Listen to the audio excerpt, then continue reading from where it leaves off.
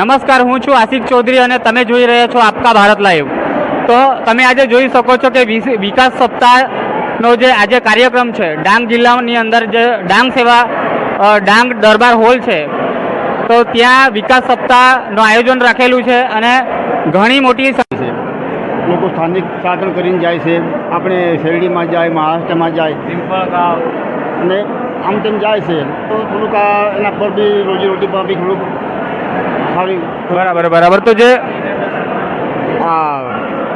શાકભાજીનું market અમારે જેવું કંઈ પણ વેચવું હોય તો સુરત જવું પડે છે. કારેલા લઈને સુરત જવું પડે છે, કાંદા લઈને પિંપળગાંવ જવું પડે છે.